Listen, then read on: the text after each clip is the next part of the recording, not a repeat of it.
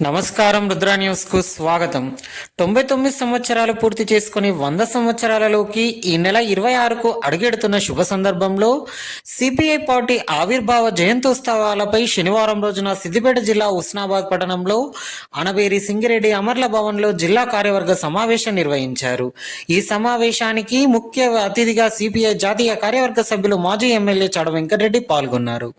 ముందుగా సిపిఐ రాష్ట్ర సహాయ కార్యదర్శి నక్క బాల మల్లేష్, జిల్లా కార్యదర్శి పోటు ప్రసాదుల చిత్రపటాలకు పూలమాలలు వేసి నివాళులు అర్పించి జోహార్లు అర్పించారు.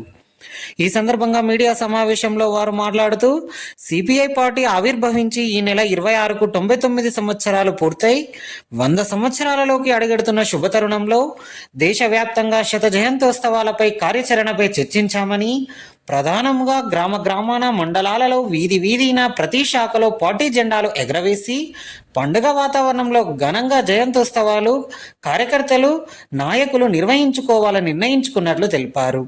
ఏ ప్రభుత్వాలైనా పేదలను ఆలోచించాలని, విద్యార్థుల చదువుకు ఆటంకాలు రానివ్వద్దని, ఏ ప్రభుత్వమైనా రాష్ట్ర అభివృద్ధి ధ్యేయంగా పనిచేయాలని సూచించారు.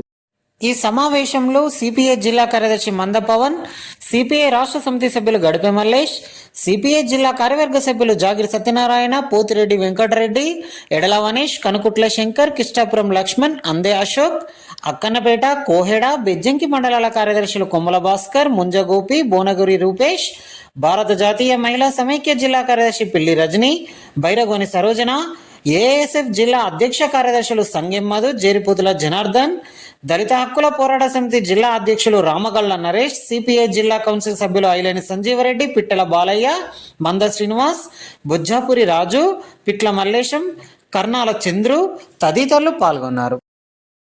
ప్రపంచ గమనాన్ని అనేక తాత్విక సిద్ధాంతాలు వ్యాఖ్యానించాయి, విశ్లేషించాయి. అయితే మారే విధానాన్ని చూపిన తత్వశాస్త్రం కమ్యూనిజం మాత్రమే. సామాజిక చలన సూత్రాలు తెలిపిన మహోన్నత సిద్ధాంతం కమ్యూనిజం. ఉత్తమ మానవతావాద జీవిత మార్గం కమ్యూనిజం.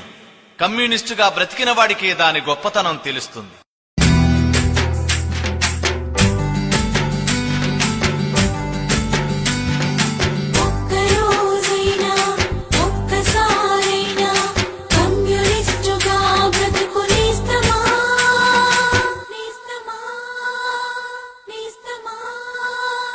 ఒక్కరోజైనా ఒక్కసారైనా ఒక్కరోజైనా ఒక్కసారైనా కమ్యూనిస్టుగా బ్రతుకునేస్తమా? ఆ గొప్ప నీకు తెలుస్తుంది మిత్రమా. ఒక్కరోజైనా ఒక్కసారైనా ఒక్కరోజైనా ఒక్కసారైనా కమ్యూనిస్టుగా బ్రతుకునేస్తమా?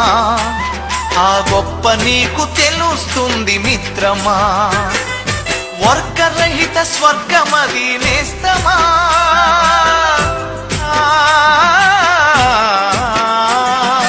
వర్గరహిత స్వర్గమది నేస్తమా. అచట మానవ దేవిల సిల్లును మిత్రమా. ఈ జిల్లాలో కూడా మరి ఉత్సవాలను విజయవంతంగా నిర్వహించడానికి ఒక కార్యాచరణ రూపొందించుకోవడానికి కౌన్సిల్ సమావేశంలో నిర్ణయం తీసుకున్నారు. సార్, ప్రధానంగా ఈ యొక్క శత జయంతి ఉత్సవాల సందర్భంగా ప్రతి గ్రామంలో ప్రతి శాఖలో అంతటా కూడా పార్టీ జెండాలు ఎగరవేసి వాడవాడన గ్రామాన ఉత్సవపూరిత వాతావరణంలో, ఒక పండుగ వాతావరణంలో ఈ 100 సంవత్సరాల శత జయంతి ఉత్సవాలను ప్రారంభం ఘనంగా నిర్వహించాలని చెప్పి నిర్ణయించడం జరిగింది. దానిలో భాగంగానే ఈ జిల్లాలో ఒక 5 చోట్ల ఒక సభలు కూడా బహిరంగ సభలు జరపాలని చెప్పి అనుకున్నాం. దానికి సంబంధించిన తేదీలు కూడా ఇక్కడ మాట్లాడుకుని మీకు చెప్తాం. అదే సందర్భంలోనే మరి ఈ 19వ తేదీన బెజ్జేకిలో అక్కడ మండలకు సంబంధించినటువంటి సమస్యల పైన చాడ వెంకటరెడ్డి గారు అక్కడ ఇథనాల్ కంపెనీకి సంబంధించిన 2 కంపెనీలు గుగ్గిళ్ళ, అదేవిధంగా పోతార శివారు 2 ఇథనాల్ కంపెనీలు అక్కడ ప్రారంభం జరుగుతూ ఉంది. అక్కడ పర్యావరణం దెబ్బతినేటువంటి పరిస్థితులు అని చెప్పి రైతులు ఆందోళన వ్యక్తం చేస్తున్న నేపథ్యంలో అక్కడ ఆ గ్రామాల్లో విజిటింగ్ కూడా చాడ వెంకటరెడ్డి గారి జిల్లా ప్రతినిధులతో వెళ్ళి కలిసి ప్రజల యొక్క సమస్యలు, రైతాంగ సమస్యలు తెచ్చుకోవడానికి ప్రయత్నం జరుగుతాయి. అదేవిధంగా 20వ తేదీన అఖిలపేట మండలం సంబంధించి ఈ గౌరవల్లి గండిపల్లి ప్రాజెక్టు సంబంధించినటువంటి రైతాంగ సమస్యలని లెఫ్ట్ కెనాల్లో కోల్పోతున్న భూములు కోల్పోతున్న రైతులకు ఇంకా పరిహారం ఇవ్వలేదు.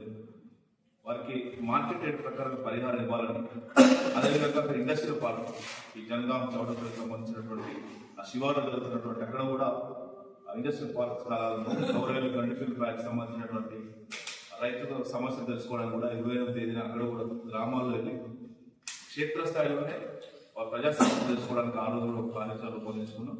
ఈ రకంగా ఈ సభ్యత్వం సంబంధించిన ప్రతి సంవత్సరం డిసెంబర్ 20వ తేదీన మా పార్టీ ఆవిర్భావం సందర్భంగా పార్టీ సభ్యత్వం నూతన శాఖలు పునరుద్ధరణ జరుగుతూ ఉంది. అంతా రొటీన్ కార్యక్రమం కాబట్టి దానిలో కూడా మా కార్యకర్తలు కూడా కార్మికులై గ్రామాల్లో ముఖ్యంగా స్థానిక సంస్థల ఎన్నికలకు సంబంధించి వస్తున్నటువంటి ప్రజా సమస్యలు తెలుసుకొని గ్రామాల్లో ఉన్నటువంటి సమస్యలపైన ఆందోళన కార్యక్రమాలను విస్తృతం చేయాలని చెప్పి కార్యవర్గ కౌన్సిల్లో నిర్ణయం ఇది ఉన్నటువంటి అంశాలు.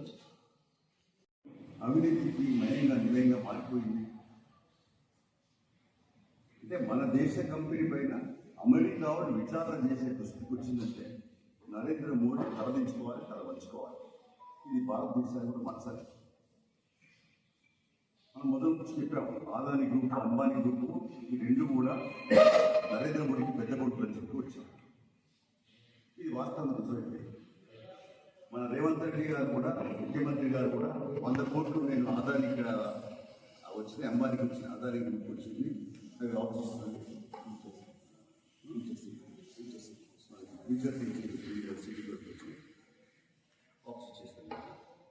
అట్లా ఆంధ్రప్రదేశ్లో కూడా చాలా చోట్ల అంటే వాళ్ళు ఏదైతే ఉందో ఈ మరి అవినీతి డైరీ చెప్పకుండా ఏదో ఒకటి పేరుతో ఇచ్చేసి పొలం పెట్టేటువంటి పెట్టి ఇస్తున్నారు. పైసలు ఇస్తారు, 10 పైసలు లాభపడతారు. ఇది సాగుతుంది. అంటే ఆదాని అంబానీ ఆదాని పైన పార్లమెంట్లో జాయింట్ పార్లమెంటరీ కమిటీ వేయాలని చెప్పేసి అగని పని దుర్మార్గం అని చెప్పేసి ఖండిస్తూ జాయింట్ పార్లమెంటరీ కమిటీ వేయాల్సిందే. ఏమాత్రం స్థితిశుద్ధి ఉన్నా నరేంద్ర మోడీ వేయాలని చెప్పి డిమాండ్. రెండో పాయింట్, జమిలి ఎన్నికలకు సంబంధించి అసలు ఈ దేశము విభిన్న మతాలు, ప్రాంతాలు, సంస్కృతులు, సాంప్రదాయాలు దేశం. నేను ఒక దగ్గర పార్టీ ఫిరాయింపుల ద్వారానో లేకుంటే ఆ పార్టీలో చీలికల ద్వారానో ప్రభుత్వం పడిపోతుంది. మన రాజ్యాంగంలో ఏం చెప్తుంది? వెంటనే ఎన్నికలు జరపాలి, 6 నెలల లోపు ఎన్నికలు జరపాలి. 6 నెలల వరకు అబద్ధాల ప్రభుత్వం కొనసాగుతుంది. అంతకంటే ఇంకో కొనసాగడానికి లేదు. కానీ ఎందుకు జమిలీ ఎన్నికలు లేవా? మన దగ్గర కంటిన్యూగా జమిలీ ఎన్నికలు జరిగాయి. ఎందుకంటే అసెంబ్లీకి పార్లమెంట్ ఒకసారి జరిగింది. కేసీఆర్ 2018లో 6 నెలల మొదలు అసెంబ్లీ రద్దు చేసి పెట్టుకున్నాడు. పర్మిషన్ ఎవరికి ఇచ్చినారు? మరి ఎన్నికల కమిషన్ ఎందుకు ఇచ్చింది? కేంద్ర ప్రభుత్వం ఏం చేసింది? ఆంధ్రప్రదేశ్లో అయితే పార్లమెంట్కి అసెంబ్లీకి ఉన్న ఒకసారి జరిగింది కదా. అంటే ఇట్లనే అనేక రాష్ట్రాల్లో ప్రభుత్వాలు పడిపోయిన కూడా జరుగుతాయి కదా. ఇది ఏదైనా ఒక రకంగా రాజ్యాంగాన్ని మార్చే కుట్ర, రాజ్యాంగ ఉల్లంఘనలకు పాల్పడే కుట్ర సాగుతుంది. కాబట్టి ప్రజాస్వామ్యవాదులు, ప్రగతిశీల శక్తులు అందరూ కూడా దీన్ని అడ్డుకునేందుకు ప్రత్యక్ష ఆందోళన కోల్పోవాల్సిన అవసరం చెప్పేసి సిపిఐ భావిస్తుంది. తర్వాత ఇంకా మన తెలంగాణకు ఇచ్చేటువంటి ఏవైతే వాగ్దానం ఉన్నాయో ఆంధ్రప్రదేశ్ పునర్విభజన చట్టంలో ఇప్పటికి కూడా ఏమి రాజపేట పోర్చుకోవడం రాకపోయి, వయ్యారు ముఖ్యం రాకపోయి, ఏదైనా ప్రాజెక్ట్ జాతీయ చెప్పేది ఇంకా మాట దప్పుతున్నటువంటి ప్రభుత్వం బీజేపీలో. కాబట్టి దానిపైన ప్రత్యక్ష ఆందోళనలో తెలంగాణ ప్రభుత్వం హామీలు ఇచ్చింది. హామీల అమల్లో అనేకమైనటువంటి ఉదుర్పులు ఎదుర్కొంది. ఆ ఉదుర్పులు అధిగమించాల్సిన బాధ్యత ప్రభుత్వాలు. రైతుల 2 లక్షల రుణమాఫీలో మన ఉత్సవాలు కెనరా బ్యాంకు తీసుకున్న వాళ్ళకి అది వర్తిస్తలేదనేటువంటి ఒక చర్చ జరుగుతుంది. అది పరిశీలించాల్సిన అవసరం తప్పనిసరిగా రాష్ట్ర ముఖ్యమంత్రి తీసుకుంటాం. అది అన్యాయం. తర్వాత 2 లక్షల పైబడి అప్పులు ఉంటే కుటుంబంలో మీరు ఆ మిగతా అన్ని కడితే చేద్దాం. చోట్లనేమో భర్త పేరు మీద భూమి ఉన్నది, భర్త దుబాయ్ పోయిండు, భార్య ఆ భూమితో అప్పు తీసుకున్నది. ఈ పెద్ద భూమి లేదు కాబట్టి ఏమంటారు, రేషన్ కార్డు సేఫ్టీ అవుతుంది కాబట్టి ఏమంటారు. ఇలాంటి అన్ని రకాల మెలికలు గొలికలు పెట్టి ఈ రుణమాఫీ కార్డు ఆటంకాలు జరుగుతున్నటువంటి పరిస్థితి కాబట్టి అదేదైనా ఇచ్చిన మాట ప్రకారంగా ఇవన్నీ పరిష్కారం చేసి రుణమాఫీ చేస్తేనే ప్రభుత్వానికి మంచి పెరుగుతుంది. మాఫీ చేసినటువంటి ప్రభుత్వం గుర్తించబద్దని తెలియజేస్తున్నాం. అలాగే రైతు భరోసాకు సంబంధించి కూడా ఇప్పటి వరకు ఒక ఫసలు పోయింది, రెండవ ఫసలు కూడా ఆరంభమైంది, రావట్లేదు కూడా స్టార్ట్ అవుతుంది. ఇప్పుడే ఇప్పుడు పోయి నాలుగొస్తున్నాం. కాబట్టి అఖిలపక్ష సమావేశాలు పెట్టి రైతు భరోసా పైన 15,000 ఇస్తా ఉన్నాం మీ ఎకరానికి. దానిపైన తక్షణమే చర్య చేపట్టాలి, రైతు భరోసా ఇవ్వాలని పనిచేస్తుంది. ఇకపోతే ఈ ప్రభుత్వం ఎట్లా ఉందంటే విద్యార్థులు ఫీజు రియంబర్స్మెంట్ లేదు, లేకపోతే కాలేజీలు సర్టిఫికేట్ ఇస్తలేదు, నాన్న ఇబ్బంది పడుతుంది. తక్షణమే ఫీజు రియంబర్స్మెంట్స్ ఇన్స్టాల్మెంట్ ప్రకారంగా ప్రభుత్వం చేయాలి, ప్రభుత్వం బాధ్యత. ఎందుకంటే పేద విద్యార్థులకు అన్యాయం జరుగుతుంది, పేదోళ్ళకే లేదోళ్ళకే ఆ ఫీజు రియంబర్స్మెంట్స్ ఉంటాయి. ఇంకోటి ఏంటంటే మధ్యాహ్న భోజనం వర్కర్స్ కూడా బకాయిలు, అంగన్వాడీలకు బకాయిలు, ఆశా వర్కర్ల బకాయిలు, ఈ పేద చిరు ఉద్యోగులకు కూడా బకాయిలు వాళ్ళు అప్పులు తీసుకొచ్చి పెట్టుబడి పెట్టి గుడ్డు వంక రావాలి, పూర్వం మధ్య అంత ఆహారం ఇవ్వాలి. పేదోళ్ళకి అది పని చేసుకున్నట్టు ఎవరు పని చేస్తారు, ఉన్నోళ్ళు పని చేస్తారు. ఎస్సీలు బీసీలు పేద బాగా పడి వాళ్ళకు కూడా ఇబ్బంది జరుగుతుంది. తక్షణమే ప్రయారిటీ ప్రాధాన్యత క్రమంగా వ్యవసాయ ప్రభుత్వం ఈ పెళ్లి బకాయిలు పూర్తి చేయాలి. తాజా మాజీ సర్పంచ్ ఇప్పుడు మన దాకా సర్పంచ్ వాళ్ళకి వాళ్ళ బిల్లులు అన్నీ పెట్టి మన కొత్త సర్పంచ్ ఎన్నికలైతే వాళ్ళు ఇస్తారు, ఇబ్బంది పడతారు. కాబట్టి ఏవైతే బిల్స్ ఉన్నాయో అవి ఏదేమైనా క్లియర్గా ఉండాలి. రేపు ఈ ప్రభుత్వం ఎన్నికల పోతుంది కాబట్టి గ్రామ పంచాయతీల సర్పంచ్ల బకాయిలు సరే వాళ్ళు ఏమైనా ప్రొఫెషనల్ కండక్టర్లు కాదు,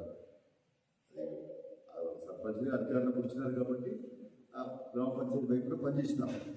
వాళ్ళ బిల్స్ పెండింగ్ ఉండడం, దాంతో సర్పంచ్లు ఆందోళన చేస్తూ ఉన్నారు, దీక్షలు చేస్తూ ఉన్నారు. కాబట్టి వాస్తవంగా న్యాయం సర్పంచ్ల బిల్స్ ఈ గవర్నమెంట్ తప్పేం కాదు. ఇవన్నీ ఈ పెండింగ్ బిల్స్ అన్నింటికీ పాత గవర్నమెంటే వాళ్ళు చేసినప్పుడు తప్పు వాళ్ళదే. టీఆర్ఎస్ పార్టీ తప్పులు చేసిపోయి వాళ్ళకు బాధ్యతే. కానీ ఎవరు ప్రభుత్వం ఉంటే వాళ్ళు చెల్లించాల్సిందే. అంతే రేవంత్ రెడ్డి ప్రభుత్వం తప్పనిసరిగా ఈ చిన్న చిన్న బిల్స్ వీటికి సంబంధించి తక్షణ పేమెంట్ చేసి ప్రజలను ఆదుకోవాలా, చిరుద్యోగులు ఆదుకోవాలని ప్రభుత్వాన్ని